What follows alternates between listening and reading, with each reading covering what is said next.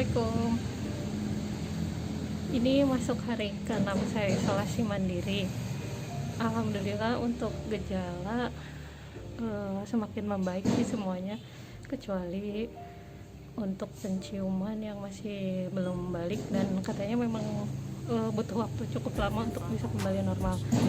Nah, di sini saya mau sedikit berbagi tentang pengalaman saya selama terinfeksi COVID ini, mulai dari gejala yang dirasakan, perawatannya seperti apa, terus proses isolasi mandirinya seperti apa. Saya akan cerita di sini. Nah, sekarang saya lagi berjemur sambil tadi olahraga ringan. Nah, untuk cerita selanjutnya kita terusin nanti di dalam ya. Dadah.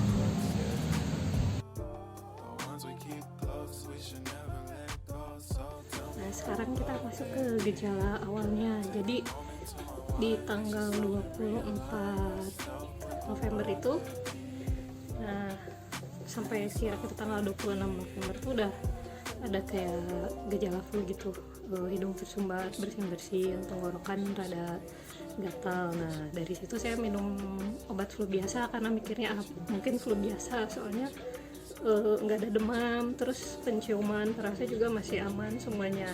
Nah, dari pas kejadian flu itu minum obat, terus kondisinya lumayan membaik. Nah, membaik selama sekitar semingguan lah. Nah, seminggu kemudian itu tiba-tiba kayak muncul lagi gejala flu, tapi hidungnya tuh lebih gatal dari yang pertama, terus lebih bersin-bersinnya lebih sering, terus hidungnya lebih tersumbat daripada yang kasus yang seminggu sebelumnya. Jadi lebih parah lah dari yang seminggu sebelumnya. Nah, di situ pas malamnya itu, pas yang flu kedua ini, pas malam itu mulai tersumbat hidung, yang tersumbat benar-benar tersumbat sampai napas juga lewat mulut gitu, saking mampetnya itu hidung ini. Terus pas hari Kamisnya itu, Kamis siang, belum terlalu ngeh. Jadi pas ngopi itu, kok kopi ini rasanya aneh, jadi cuman manis pahit gitu, sementara aromanya nggak kecium. Tapi waktu itu pikirannya lagi ini kali lagi flu, jadi emang nggak kecium. Nah, pas hari Jumat pas masak itu, kok ini aroma bawang putih juga nggak kecium, terus aroma masakan yang saya masak juga nggak kecium. Terus ya di situ masih mikir karena flu kali, soalnya hidung masih tersumbat juga kan. Nah, pas curiganya itu pas hari Sabtu itu si hidung itu udah nggak terlalu mampet, cuman kok kenapa masih belum bisa nyium bau apapun gitu. Nah, dari situ udah nggak enak hati aja, terus ya langsung memutuskan untuk pergi periksa gitu ke puskesmas. Nah, di puskesmas itu dengan keluhan dan gejala yang saya alami, mereka menyarankan saya untuk langsung tes swab aja. Nah, jadi pas begitu hari Sabtu ke puskesmas itu langsung dijadwalkan tes swab. Nah, selama masa menunggu untuk tes itu, jadi saya disarankan untuk isolasi mandiri di rumah. Nah, jadi isolasi mandiri itu dilakukan mulai dari hari Sabtu.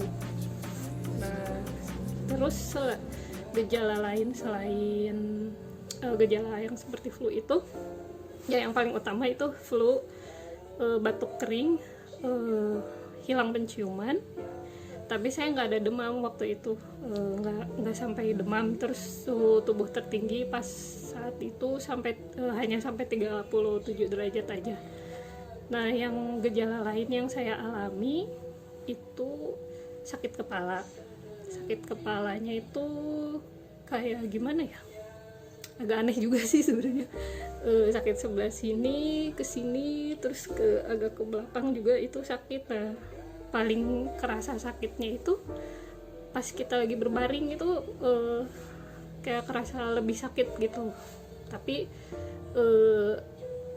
di kasus saya itu sakitnya ya masih bisa ketahan gitu, masih bisa tertahankan. Kan kalau beberapa kasus yang lain katanya ada yang sakit kepalanya yang benar-benar berat gitu. Untuk saya alhamdulillah sakit kepala ringan lah istilahnya. Nah, selain sakit kepala ada mual-mual juga, mual tapi nggak sampai muntah, jadi cuman mual nggak enak perut aja gitu, tapi selera makan masih ada sih. Nah, terus selain mual itu ada juga diare juga, tapi yang saya alami nggak terlalu parah juga sih gitu. Untuk gejala sih itu ya, jadi flu, kayak flu gitu, batuk kering, hilang penciuman, sakit kepala, mual, sama diare. Oh ya, satu lagi itu ngilu tubuh. Jadi seluruh tubuh itu kerasanya ngilu banget sih enggak, tapi cukup mengganggu lah gitu, rada-rada linu-linu gimana gitu. Nah, itu untuk gejala yang saya alami, itu yang spesifik saya alami ya. Soalnya tiap orang itu katanya punya gejala dan derajat keparahannya yang beda-beda gitu.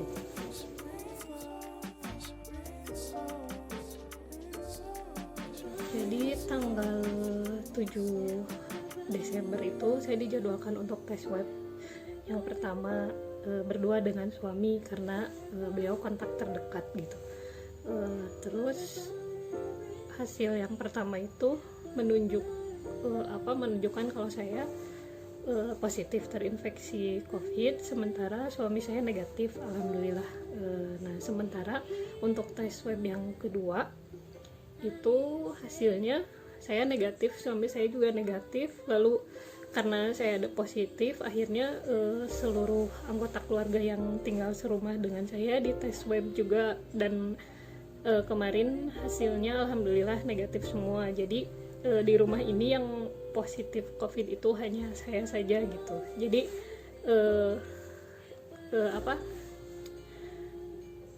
protokol isolasi mandirinya itu hanya saya sendiri gitu. Kenapa isolasi mandiri di rumah? Karena dengan gejala yang dikategorikan dengan kayak saya gitu, memang direkomendasikan untuk isolasi mandiri di rumah. Mengingat kan di kota Bandung sendiri udah hampir 80% ya rumah sakit penuh gitu ya untuk yang isolasi. Jadi yang gejalanya ringan memang direkomendasikan untuk isolasi mandiri di rumah. Selain itu karena memang memenuhi syarat juga untuk bisa dilakukan isolasi mandiri di rumah gitu. Yang salah satu syaratnya itu terpisah dari, punya ruangan yang terpisah dari anggota keluarga yang lain gitu. Untuk perawatannya sendiri sih karena gejalanya termasuk ringan, palingan hanya diberi obat-obatan yang sesuai keluhan yang saya rasakan waktu itu. Misalnya flu, gejala ada flu dikasih obat flu, ada sakit kepala dikasih paracetamol, terus ada batuk ya dikasih obat batuk. Habis itu paling yang ditekankan sama perawatnya itu konsumsi vitamin C sama vitamin B kompleks. Itu aja sih perawatannya gitu ya, yang kalau secara medis ya. Paling sisanya itu perawatan yang non medis kali ya. Maksudnya suasana hati gitu, kayak gitu kan harus dijaga supaya tetap positif gitu dan nggak stres menghadapi COVID ini gitu. Soalnya kata perawatnya emang stres itu sangat berpengaruh sekali sama imunitas tubuh gitu. Jadi palingan untuk mengatasi itu kita banyak ngobrol aja, ngobrol sama keluarga gitu di grup chat gitu, video callan, minta doa ke orang tua gitu sambil nangis. Terus apalagi ya, banyakin ini aja, perbanyak ibadah gitu buat menenangkan hati kita. Terus itu aja sih perawatan sama di rumah.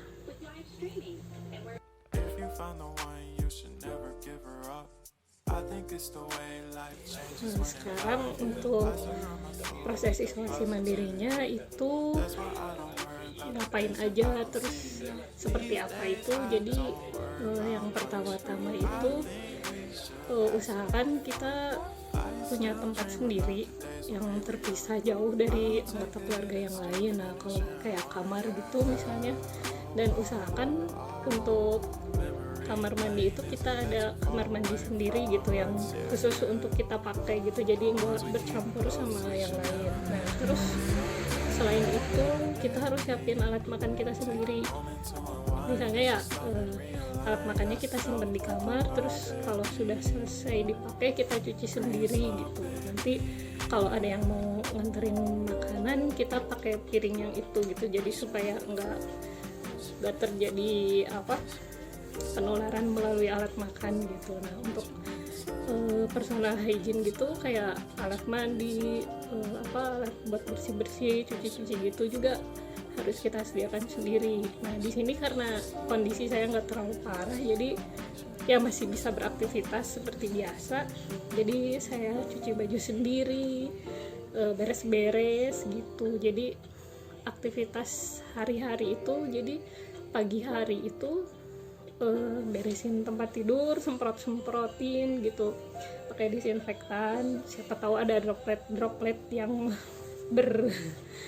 berjatuhan atau bermunceratan gitu ketika kita tidur. Jadi disemprot-semprot lah semua ruangan gitu, termasuk bersihin benda-benda yang kira-kira kita sentuh dan itu memungkinkan untuk terjadi penularan, ya kita bersihin gitu.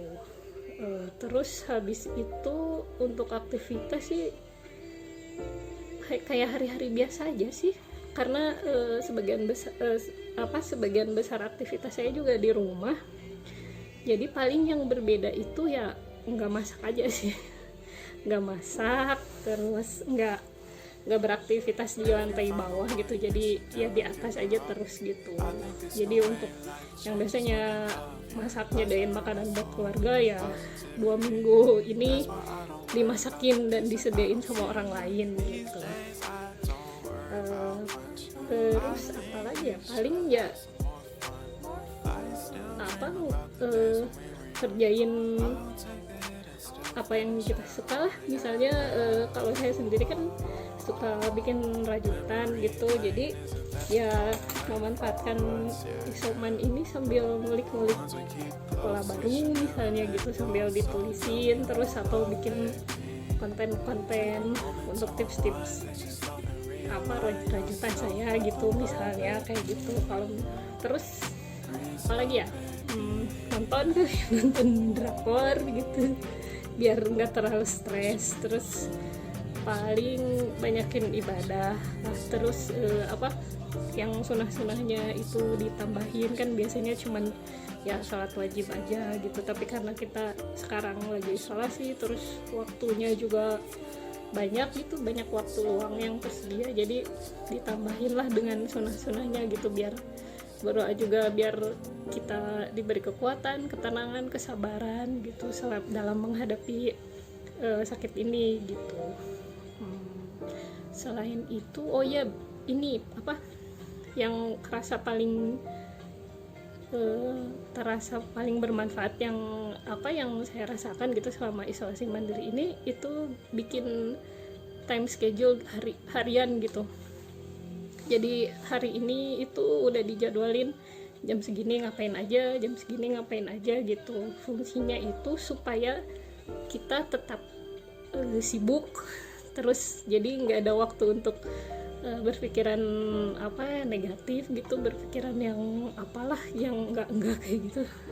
Nah jadi itu bermanfaat sekali sih bikin time schedule gitu. Jadi tiap harinya itu kita udah ada aktivitas yang akan kita lakukan itu apa aja gitu, dan kerasa sampai 6 hari sekarang sih jadi kayak nggak terlalu berasa lama gitu, karena tiap waktu itu ada aktivitas yang kita lakukan gitu. Selain itu apalagi ya, olahraga tetap dilakukan tapi jangan yang terlalu berat. Olahraga ringan itulah kayak stretching terus relaksasi gitu. kan di channel YouTube juga banyak ya apa tips-tips relaksasi yoga kayak gitu pokoknya. Terus oh ya satu hal lagi, berjemur pagi-pagi juga apa katanya cukup membantu untuk meningkatkan imunitas tubuh. Itu yang saya lakukan selama menjalani apa isolasi mandiri selama 6 hari ini. Sekarang saya mau apa ya, sekaligus berbagi aja sih, saling menyemangati buat teman-teman yang juga kondisinya lagi sama kayak saya gini, harus isolasi mandiri. Tetap tenang, positive thinking, terus perbanyak ibadah pokoknya. Cari kesibukan lah, cari aktivitas yang bisa mengalihkan perhatian kita, terus aktivitas yang membuat kita bahagia juga gitu, supaya imunitas tubuh kita meningkat dan kita bisa cepat sehat lagi. Nah, selain itu ya saya juga mau ucapin apa banyak-banyak terima kasih buat saudara-saudara saya yang selalu mendukung gitu ketika kita lagi down banget. Mereka kasih semangat, ya insya Allah nggak apa-apa lah katanya gitu. Terus banyak ngingetin juga perbanyak ibadah atau apa, ngasih tips-tips kesehatan. Terus banyak juga yang ngirimin makanan gitu. Nah itu bentuk-bentuk support itu kalau menurut saya sangat penting ya bagi pasien yang sedang isolasi mandiri, karena ketika sendiri itu kan ya kita jadi banyak berpikiran negatif gitu, kayak gak ada temen, sendirian, merasa dikucilkan atau gimana. Nah, kehadiran apa saudara-saudara kita, terus apa bentuk support dari saudara-saudara lain yang kayak ngirimin makanan kayak gitu, itu apa sangat berarti gitu bagi pasien penderita COVID-19. Nah, terus yang terakhirnya itu paling mengingatkan aja buat teman-teman yang lain untuk tetap menjaga protokol kesehatannya itu tetap dijalankan, mau kita pergi kemanapun, mau beraktivitas apapun gitu, supaya ya itu untuk supaya menghindari penularan virus ini gitu. Nah, selain itu udah sih kayaknya cukup nggak? Kalau misalnya ada pertanyaan atau apa bisa ditanyain aja lah nanti kalau misalnya banyak yang masih penasaran, terus masih ada yang kurang nanti saya tambahin lagi. Oke, sekian dari saya. Oke, makasih, dadah. Oh ya, jadi ini saya masih ada sekitar 8 harian lagi sampai isolasi mandiri ini selesai. Jadi saya minta doanya, mudah-mudahan kondisinya terus membaik, tidak ada penurunan kondisi, dan saya bisa cepat dinyatakan negatif gitu. Oke, makasih, dadah.